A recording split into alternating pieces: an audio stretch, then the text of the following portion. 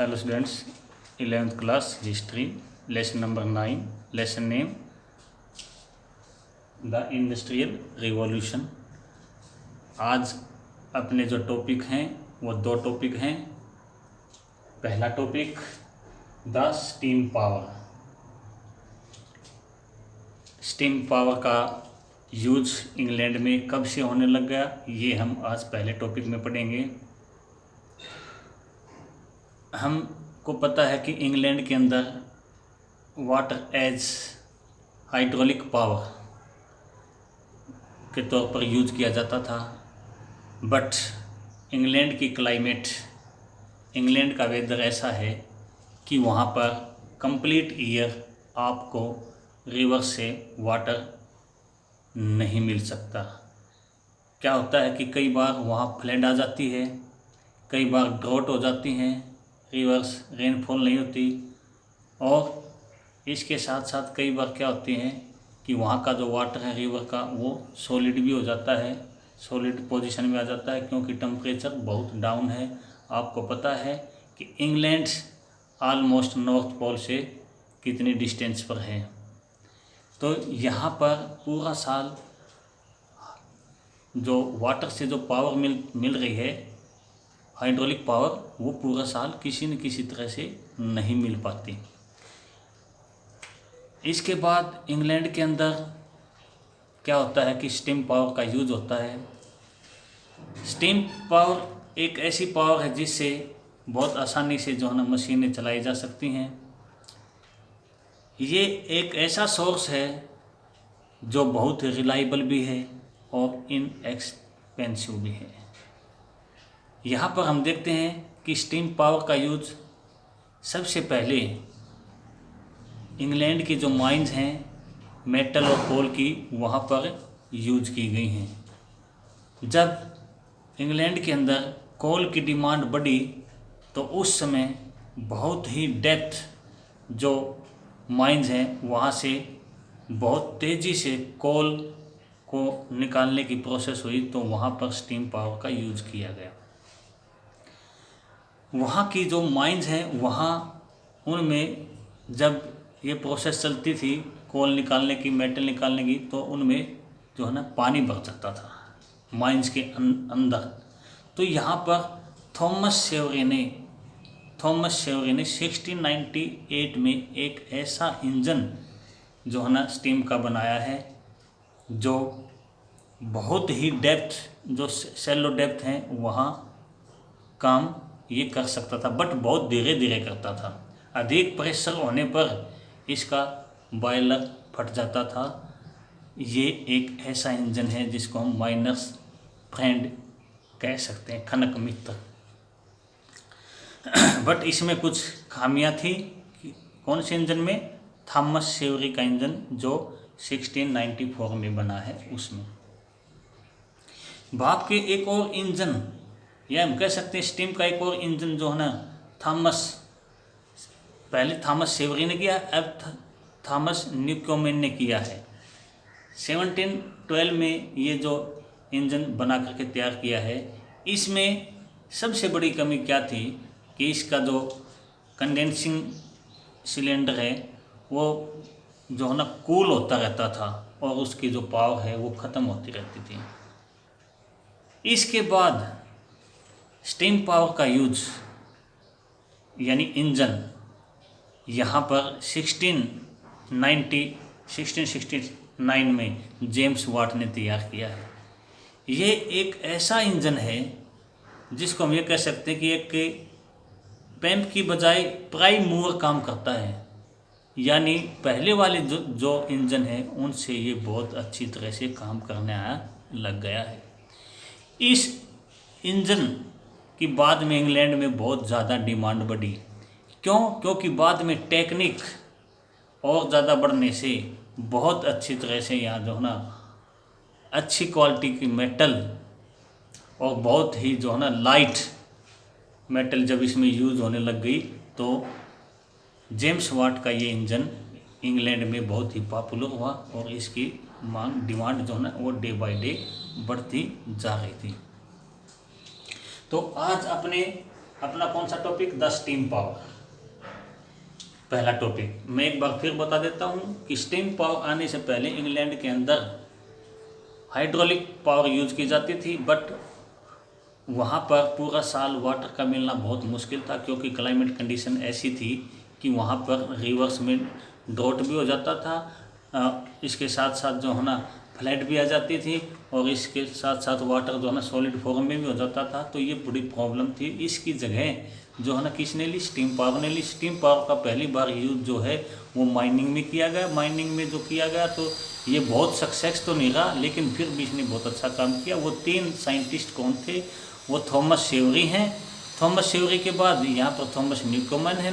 Thomas न्यूकोमन के बाद जो है ना जेम्स वाट हैं, जिन्होंने ये इंजन तैयार किए हैं।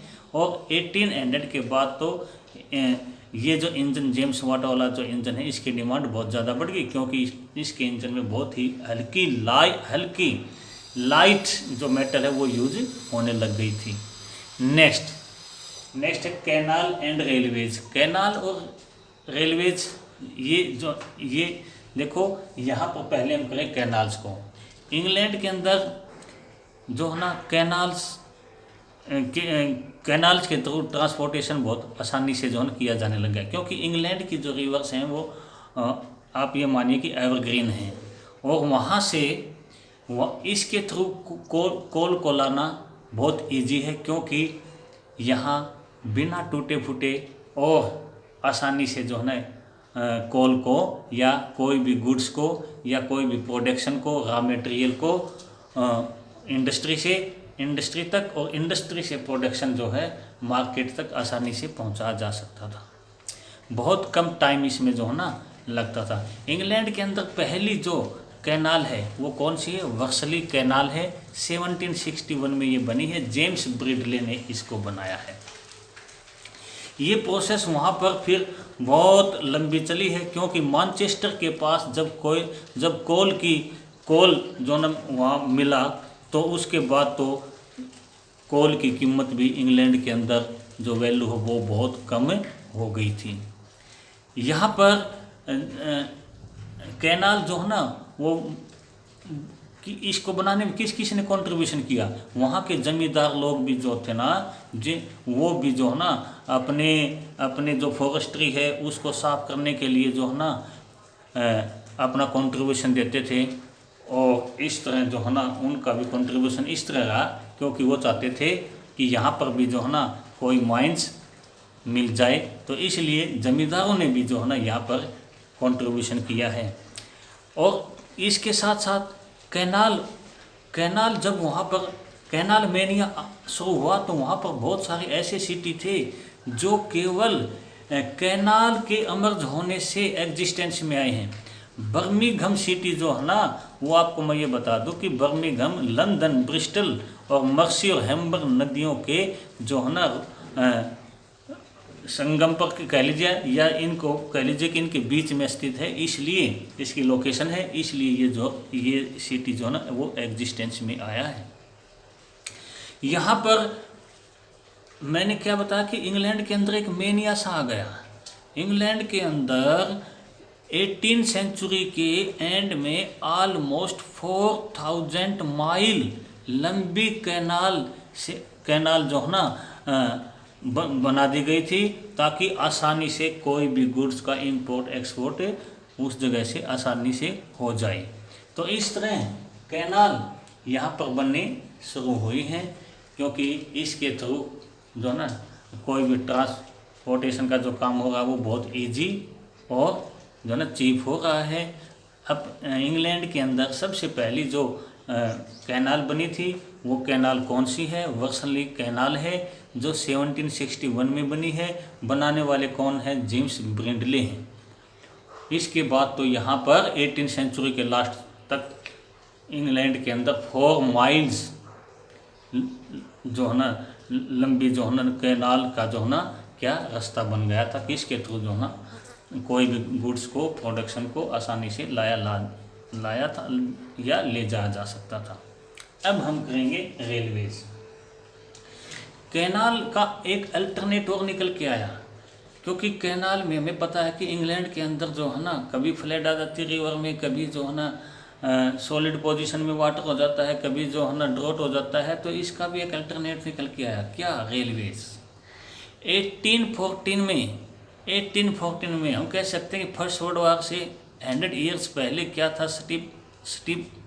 स्टीफनसन जो थे, स्टीफनसन, उन्होंने जो रेल का पहला इंजन बनाया था। ये इंजन बेशक चाहे इतना कारगर, क्योंकि स्टार्टिंग में था तो ये बहुत ही जो है ना इसकी स्लो जो है ना चलने की जो है इसकी गति थी।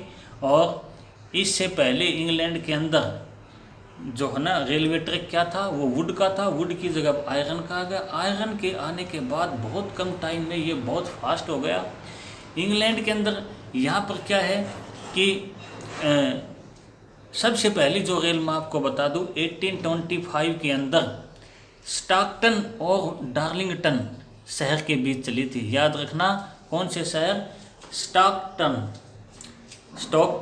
और डार्लिंगटन और स्टॉकटन शहर के बीच में 1925 में पहली रेल चली थी बेटा। और यहाँ पर क्या है कि ये जो है 9 माइल का जो है डिस्टेंस थी और 24 किलोमीटर पर आवर की स्पीड से ये जो है ना रेल चली थी। इसके बाद 1830 में लिवरपूल से मैनचेस्टर 1830 में चली थी।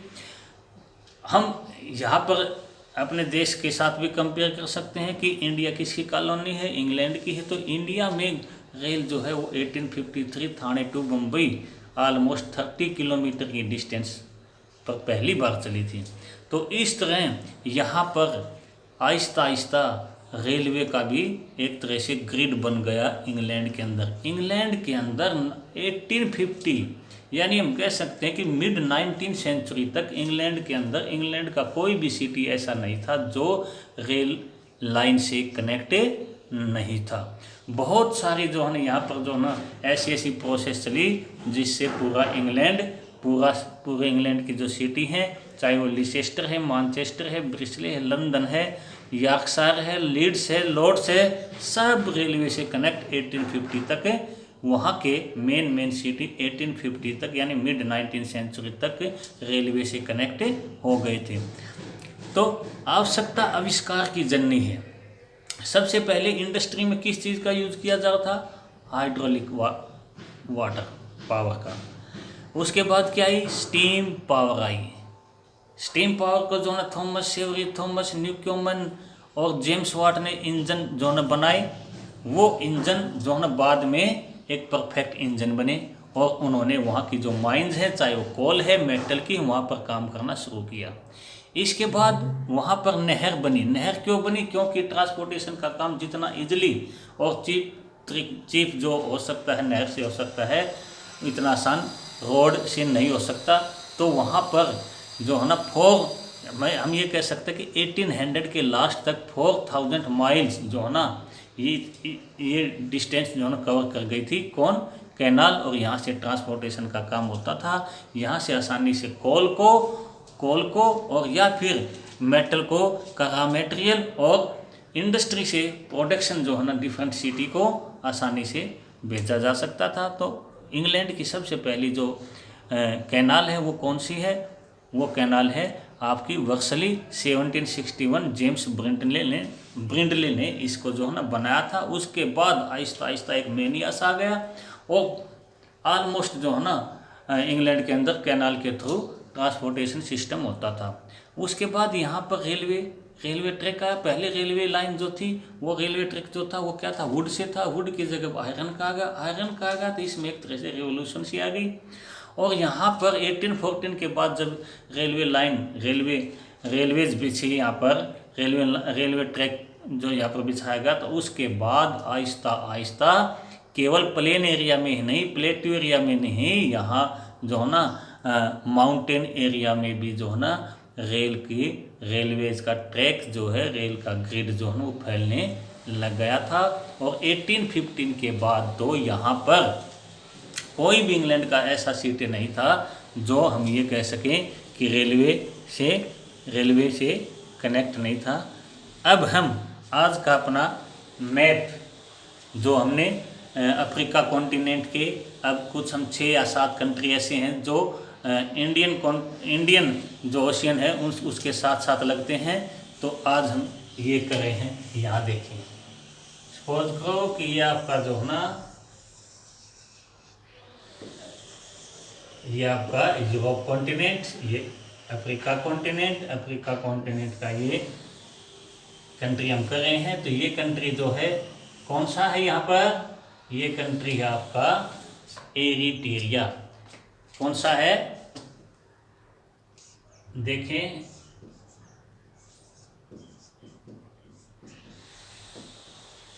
एरिट्रिया सबसे नॉर्थ में एरिट्रिया के बाद यहाँ पर ये कंट्री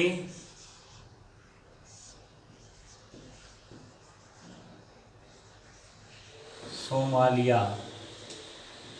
कौन सा है, सोमालिया के साउथ में कौन सा है, ये है यहाँ पर केनिया। और केनिया बेटा अपने ही देश की तरह केनिया भी इंग्लैंड की कॉलोनी था। इसके बाद यहाँ पर कौन सा है, तंजानिया।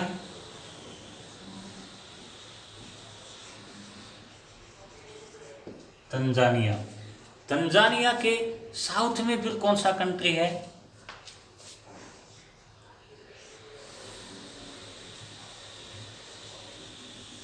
मोजाम्बिक। और मोजाम्बिक के साउथ में जिसे हम बोलते हैं साउथ अफ्रीका, ये भी इंग्लैंड की ही कॉलोनी थी, साउथ अफ्रीका। तो अपने आज की कंट्री, मैं आपको एक और कंट्री बता दूं। ये कंट्री जो है ना आइलैंड कंट्री है, अफ्रीका महाद्वीप का, अफ्रीका कॉन्टिनेंट का एक अकेला ये ही है आइलैंड कंट्री, जिसको हम मेडागास्कर बोलते हैं। तो ये मेडागास्कर की लोकेशन यहाँ आपको मिलेगी।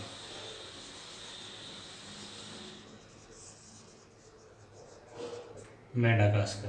तो आज अपने ये कंट्री कौन कौन से हैं, एरिट्रिया, सोमालीलैंड, उसके बाद केनिया के बाद तंजानिया के बाद मोजाम्बिक के बाद साउथ अफ्रीका के बाद हम इसके अफ्रीका कॉन्टिनेंट के ईस्ट में मेडागास्कर।